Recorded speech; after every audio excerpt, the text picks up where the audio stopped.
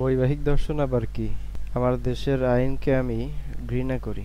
কারণ এখানে ক্লাস সিক্সে থাকতে প্রেমিকা নিয়ে পার্কে গেলে অপরাধ হয় না, তখন আইনের মাথা ব্যথা থাকে না।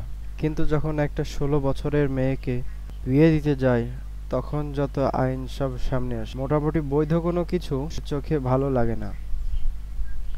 পুরো ইসলাম বিরোধী সংস্কৃতির জন্য পায়তারা করছে। বৈবাহিক ধর্ষণ যদি পাশ হয়, তাহলে এতে দেশের এবং জনসংখ্যার উপর প্রভাব পড়বে। বিশ্বের বিভিন্ন দেশে বিবাহ বহির্ভূত সম্পর্কের কারণে জন্মহার তলানিতে নেমেছে। তাই এসব ভণ্ডামি বাদ দিয়ে শরীয়তসম্মত পদক্ষেপ নিন। আপনি পতিতাবৃত্তিকে পেশা হিসেবে স্বীকৃতি দিচ্ছেন, আবার নারী তার স্বামীর বিরুদ্ধে বৈবাহিক ধর্ষণের ফৌজদারি মামলা করতে পারবে। তাহলে পুরুষ কেন বিয়ে করবে? সে তো পতিতালয়ে গিয়েই চাহিদা সম্পন্ন করতে পারেন। সেখানে মামলার কোনো ভয় নেই, কোনো চিন্তাও নেই। বাংলাদেশ একটা মুসলিম প্রধান দেশ। এদেশের অধিকাংশ মানুষই মুসলিম।